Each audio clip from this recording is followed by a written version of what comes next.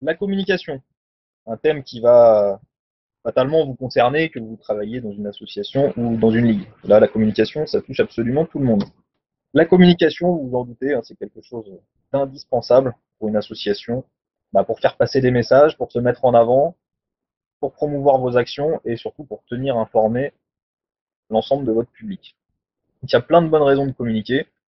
Quelques petits exemples, ça peut être pour faire connaître votre association, pour convier vos adhérents à une réunion ou une assemblée générale, annoncer un événement qui va arriver, une compétition, une animation, etc. Ça peut être trouver des finances, mobiliser des bénévoles, etc., etc.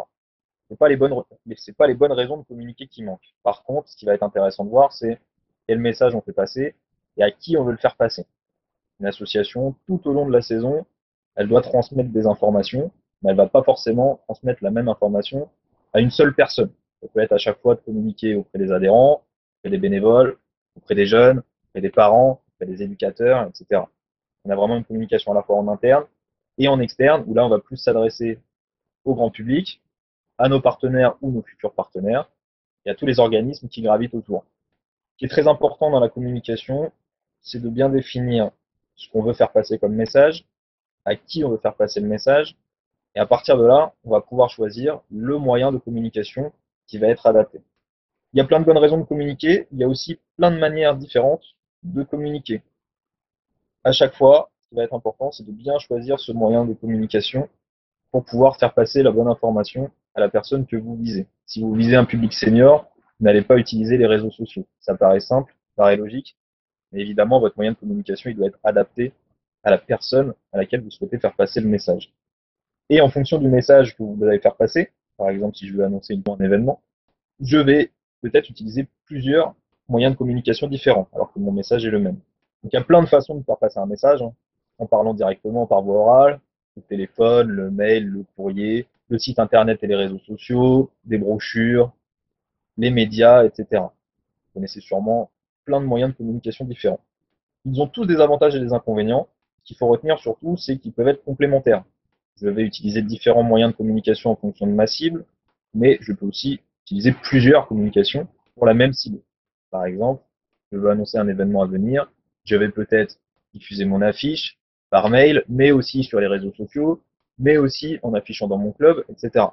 L'idéal, pour bien communiquer tout au long de la saison, c'est de mettre en place, dès le début de saison, un plan de communication.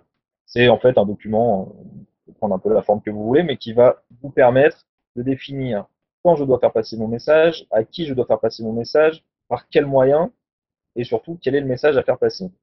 Ça va vous permettre en fait de coordonner l'ensemble des actions de communication que vous planifiez sur la saison. C'est un peu comme dans tout type de projet. On a vu tout à l'heure pour les équipements qu'on avait un diagnostic, des objectifs, on allait définir une stratégie, des moyens, etc. La communication, c'est un peu le même principe. Ce qui est sûr, c'est que pour optimiser son plan de communication, l'idéal déjà, c'est d'avoir une base de données de nos destinataires. Par exemple, moi, dans ma région, j'utilise beaucoup le mailing, quelque chose qui fonctionne assez bien. Donc, j'utilise des mails ciblés en fonction du message à faire passer. Et donc, pour le coup, j'ai une base de données avec mes éducateurs, une base de données avec mes dirigeants d'association, une base de données avec mes licenciés jeunes, une base de données avec mes licenciés compétiteurs adultes, etc., etc.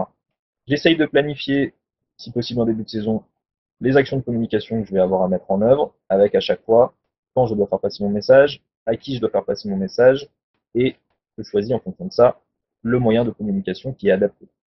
Si possible, comme dans tout projet, on fixe un échéancier, on répartit les tâches et on essaye aussi de prévoir des moyens. Ça peut être moyens humains, moyens matériels, moyens financiers, encore une fois, on peut prévoir un budget si besoin pour la communication. Nous, on n'a pas un budget extrêmement important, donc on va essayer de privilégier au maximum une communication gratuite, mais pour certains événements, par exemple, on peut dégager un budget, notamment pour la communication externe, afin de toucher le grand public. Et afin d'être cohérent dans notre communication, l'idéal, c'est d'avoir une certaine cohérence un petit peu la même présentation, les mêmes couleurs, qu'à chaque fois on soit facilement identifiable et reconnaissable par la personne qui va recevoir notre message. Pourquoi on communique, nous, dans la Ligue Centre-Val de Loire? Comme je vous l'ai dit au début, on a plein de bonnes raisons de communiquer. Ça peut être pour annoncer des compétitions, ça peut être pour convier nos membres à notre assemblée générale, pour informer nos associations des évolutions fédérales, pour mettre en avant des résultats de certains de nos joueurs, etc., etc.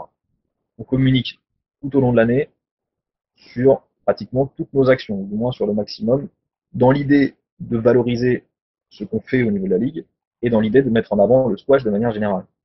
On est amené à communiquer en interne, auprès de nos licenciés, auprès de nos associations, auprès de nos clubs, soit affiliés ou pas, auprès des capitaines d'équipe, auprès des éducateurs, auprès des parents des jeunes, etc., etc. Mais aussi en externe, auprès des autres ligues, auprès de la fédération, de nos partenaires, du grand public à partir du moment où on veut faire parler du squash, et aussi de nos institutions, la région, la direction régionale jeunesse et sport, le cross, etc. Donc vraiment, à chaque fois, tout au long de l'année, en fonction du message, on va s'adresser à des personnes différentes. On utilise là encore des moyens de communication qui sont très divers, mais qui vont être à chaque fois choisis en fonction du message que l'on veut faire passer et en fonction de la personne ou des personnes à qui on souhaite faire passer le message. Nous, on a 2 grands rendez-vous annuels pour faire passer des messages à nos associations. On communique bien évidemment tout au long de l'année, mais sur ces 2 dates précises-là, on essaye de faire passer un maximum d'informations à nos associations. Donc on met en place une réunion en début de saison et une assemblée générale à la mi-saison, à la fois pour faire le bilan de l'année écoulée, mais aussi pour aborder les projets à venir. On a un site internet et on utilise les réseaux sociaux pour venir informer les associations et les pratiquants. Et maintenant, j'ai voulu cibler 2 choses qui nécessitent une communication, qui nous ont nécessité à nous une communication. J'ai eu par exemple la semaine dernière mon assemblée générale. Notre ligue a dû annoncer son assemblée générale. Pourquoi? On a communiqué là-dessus, déjà pour avoir un maximum de participants, pour trouver de nouveaux bénévoles, et on a aussi profité, comme à chaque fois, de l'assemblée générale pour inviter nos institutions. Donc l'annonce de l'assemblée générale, elle s'est faite auprès des membres du bureau, logique, auprès de nos associations et de nos clubs affiliés, par l'intermédiaire de leurs dirigeants, et directement auprès de tous les licenciés de la région. On a communiqué également en externe, donc auprès des institutions, conseil régional, direction régionale jeunesse et sport, le cross. Comment on a communiqué sur cette assemblée générale? Je l'ai dit, nous on utilise beaucoup le mailing, donc on a envoyé des mails ciblés aux membres du bureau, des mails à tous les dirigeants des associations et aux gérants de clubs affiliés en leur envoyant la convocation. On a envoyé des mails ciblés à tous nos éducateurs et directement à l'ensemble des licenciés de la région en les invitant à cette assemblée générale. On a aussi utilisé le téléphone. J'ai des dirigeants d'associations qui sont très réactifs aux mails et j'en ai d'autres qui le sont beaucoup moins. Donc, bien évidemment, je dois aussi m'adapter en fonction des personnes. Je sais que j'ai des dirigeants d'associations, je vais devoir impérativement les contacter directement par téléphone ou en allant les voir dans les clubs pour leur rappeler qu'à telle date, il y a l'assemblée générale et qu'il faudrait qu'ils soient présents. Et on a aussi également utilisé le site internet et notre page Facebook. Bien évidemment, pour chaque communication, dans la mesure du possible, on essaye d'utiliser le bouche à oreille. Ça reste le moyen de communication qui a certainement le plus de chances d'aboutir. Ça peut être soit de manière très formelle, par exemple quand on organise une réunion, on fait passer des informations de vive voix, mais ça peut être aussi complètement de manière informelle. Par exemple, j'ai certains dirigeants, je sais que j'ai plus de chances de leur faire passer une information et qu'ils la retiennent quand je bois un coup avec eux au bar, plutôt que quand ils sont à la table de la réunion à écouter un ensemble d'informations. Et donc on a communiqué en externe en invitant nos institutions. Là, pour le coup, on a utilisé le courrier. Autre exemple de communication, si on doit annoncer l'organisation d'une compétition jeune. Là, l'objectif est différent. Notre idée, c'est d'avoir un maximum de joueurs, d'avoir un maximum de bénévoles pour assurer l'organisation de l'événement, pour remercier nos partenaires qui nous ont aidés, soit financièrement, soit d'un point de vue matériel, à organiser l'événement. Donc, on va vouloir les inviter pour les remercier.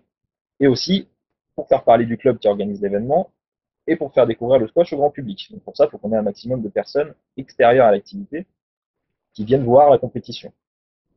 Donc dans ce cas-là, on a communiqué en interne auprès des adhérents de l'organisation qui accueille l'événement, dans l'idée plutôt de trouver des bénévoles. Après, dans l'idée d'avoir un maximum de participants, on a diffusé à l'ensemble des associations de la région, mais aussi des autres ligues, en passant à chaque fois par les dirigeants d'associations, par les éducateurs, etc., etc. Et on a communiqué en externe, auprès des partenaires pour les inviter, et auprès des grands publics pour les inviter également. Quel moyen de communication on a choisi cette fois pour l'organisation de notre compétition jeune? En interne, on a plutôt utilisé des réunions avec les bénévoles. Toujours dans notre idée du mailing, on a envoyé des mails ciblés aux dirigeants de l'association, aux licenciés jeunes de l'ensemble de la région, aux éducateurs de toutes les associations de la région, et aussi à l'ensemble des associations des autres ligues, et notamment des ligues limitrophes. Là encore, on fait une annonce sur le site internet et la page Facebook de la ligue, mais aussi du club qui organise l'événement. Et toujours, on utilise au maximum le bouche à oreille pour convaincre les gens de venir. En externe, on a utilisé le courrier pour inviter les partenaires, à la fois pour venir voir la compétition et aussi pour qu'ils participent à la remise des récompenses. Souvenez-vous, la semaine dernière, quand on a parlé de remercier les partenaires, l'idée c'était de les chouchouter et de les impliquer au maximum dans la vie du club. On a utilisé aussi des affiches, on a placardé dans des lieux ciblés autour du club qui organise l'événement. On a utilisé la presse, les médias, donc la presse écrite, notamment à travers des articles qui sont parus dans des médias locaux, Tour Sport, La Nouvelle République, Public 37. Et on avait aussi, même pour l'occasion, fait un petit spot télé qui était paru sur TV Tour. Donc vous voyez à travers ces deux exemples qu'à chaque fois, l'objectif est différent, le message à faire passer est différent, le destinataire est différent, et en fonction de tout ça, on va choisir différents moyens de communication, on va adapter en fonction de ses objectifs. Moi, j'ai juste une petite question. Quand, par exemple, par rapport à une compétition ou en fonction de l'événement, euh, enfin, combien de temps avant l'événement tu communiques au niveau du temps, en fait? Alors ça dépend de l'événement, mais en général, c'est vrai qu'on essaye de communiquer le plus tôt possible. Là, par exemple, dans l'exemple que j'ai présenté pour l'organisation d'une compétition jeune, on va essayer de lancer la communication au moins 3 à 6 mois avant, pour après D'accord. justement pouvoir rappeler petit à petit, Hmm. faire des relances, faire des rappels. Et plus vous allez vous y prendre tôt, plus vous allez vous laisser de la marge sur votre communication. Alors ça sert à rien de communiquer 2 ans avant non plus parce que les gens vont oublier. Mais si vous annoncez un événement une semaine avant, vous allez limiter les chances de toucher un public large.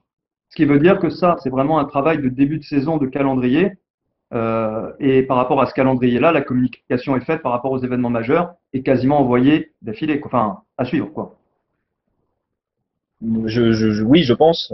Comme tout projet, plus vous allez vous y prendre tôt et plus vous allez optimiser les chances de réussite. Moi, c'est Hmm. vrai que dans ma région, j'aime bien dès le début de la saison pouvoir envoyer un calendrier de l'ensemble des compétitions et des animations qui va avoir lieu sur la région à tous les clubs, à tous les licenciés. Et en fait, derrière, ça va être pratiquement que du rappel, ce que je vais faire comme communication tout au long de l'année. Dès le début de la saison, ils sont censés être informés de tout ce qui va se passer dans la région Centre-Val de Loire, tout ce qui est susceptible de les intéresser, parce que j'essaye dès le début de saison de cibler ce qui peut intéresser mon destinataire. Par exemple, voilà, pour les éducateurs, je vais cibler davantage sur les jeunes de l'école de squash, par exemple.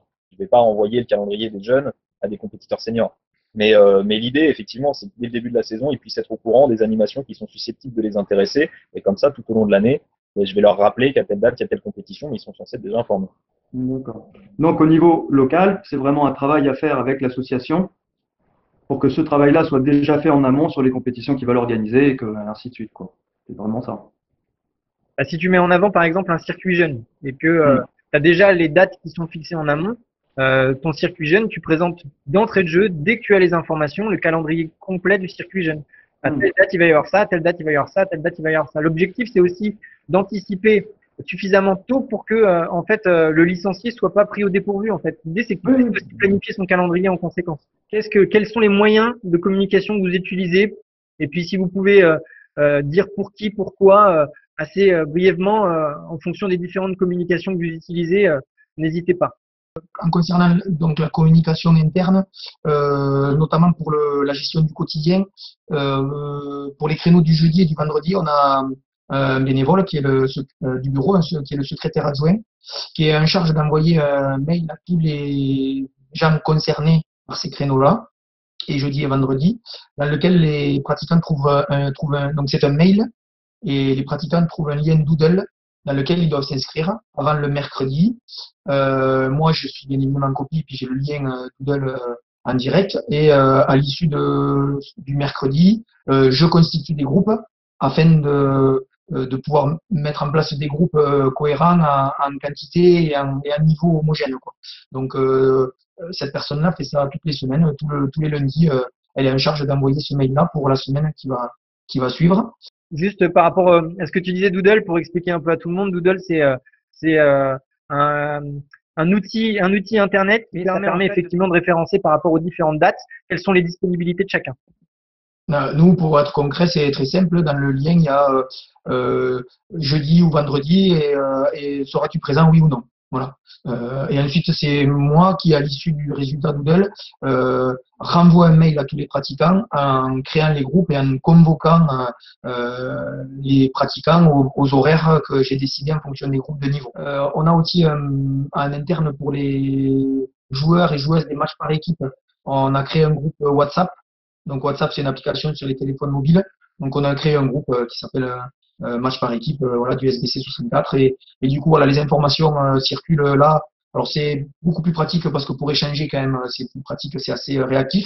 Mais on utilise aussi le mail 3 semaines avant une date de match par équipe. Le président de l'assaut renvoie un mail au capitaine en rappelant la date et en demandant que le capitaine puisse renvoyer les compositions des équipes au moins 15 jours avant. Donc ensuite, les capitaines, eux, communiquent auprès de leurs joueurs, des joueurs de leur équipe dont ils sont en charge, par mail ou encore une fois par WhatsApp. Concernant la communication externe, nous avons créé une page Facebook. Nous utilisons la page Facebook et le site internet de la structure, donc du Club 64. Et donc dès qu'il y a un événement, quelque chose un petit peu particulier, on poste, c'est le secrétaire de l'association qui est en charge de faire ça, qui poste des événements réguliers. Et ensuite, on communique pour les Open notamment, les Open que l'on organise, on crée des affiches qu'on envoie par mail à tous les clubs voisins et que l'on colle physiquement chez les commerçants de la ville. Et on utilise le mailing pour recruter des joueurs. J'ai, moi, à titre personnel, une banque de données de à peu près 500 mails de joueurs et joueuses. Et chaque un mois, 3 semaines avant, un mois avant l'Open, j'envoie un mail à toute cette mail list pour informer les gens qu'il y a ce tournoi. C'est plus un rappel, puisqu'en début de saison, nous, on a le calendrier qui est fait assez tôt. Donc, en début de saison, on envoie un mail général avec toutes les dates. Ok, merci. Quint? Nous, pour la communication interne, ce qu'on utilise le plus, c'est les mails. Donc, on a des mails qu'on envoie à tous les membres, quoi. À chaque fois qu'il y a des animations ou des événements qui vont se passer au club. Nous, on essaie de beaucoup, de s'appliquer sur le bouche à oreille. C'est-à-dire, en tant que prof, tous les salariés, de chaque fois, par exemple, qu'on donne un cours, on rappelle à l'élève l'animation qui va y avoir ou le tournoi ou peu importe. Sinon, on utilise aussi l'affichage. On a une sorte de panneau qui est dédié à tout ce qui va se passer chez nous ou ailleurs. Des trucs qui vont concerner des groupes de membres, pas forcément tous les membres. Pour ça, on utilise les WhatsApp parce que c'est pratique pour faire des groupes de discussion, etc. Et sinon, pour la communication externe, notre principal truc, c'est notre site. Et on commence à utiliser Facebook aussi, mais très peu. Ok, merci. Et Stéphane? Alors là, oui, pour l'externe, enfin, on a une page Facebook. Voilà, donc ouais, il y a ça. Quoi d'autre? Les mails. Facebook, les mails, ouais, pas grand-chose d'autre. L'asso organise des rencontres loisirs tous les 15 jours, le vendredi soir. Donc la personne qui est en charge de l'animation, en fait, bah, elle a une mailing list qu'elle partage et plus elle communique aussi via Facebook. Si je peux donner un peu mon avis par rapport à l'utilisation des réseaux, c'est très important en fait de entre guillemets matraquer l'information, c'est-à-dire de réanimer en fait perpétuellement le réseau. Les réseaux sociaux, ils ont besoin d'être animés. Quand il y a une page Facebook ou il y a un site internet qui manque de réactualisation ou qui manque de dynamisme, en fait, le public ne suit plus et perd le fil. Et ce qui est de plus en plus utilisé au niveau de ces réseaux sociaux, c'est la vidéo. Une petite minute de vidéo montée rapidement, 1 minute 30, 2 minutes. Il y a des logiciels de montage gratuits qui permettent de faire des montages assez rapides et pertinents, et ce qui vous permet en fait de teaser dans un certain sens l'action que vous faites. Alors, je dis ça, vous pouvez le faire, mais ce qui serait d'autant plus intéressant, c'est que vous trouviez une personne qui serait capable de le faire. Et dans vos domaines respectifs, il faut que vous soyez en mesure d'animer les réseaux sociaux, parce que vous utilisez tous Facebook, mais à mon avis, on utilise tous Facebook pas suffisamment de façon optimale. Et pourtant, je pense que c'est un facteur de recrutement de pratiquants énorme de bénévoles. C'est une source super importante quand on l'associe à de la vidéo.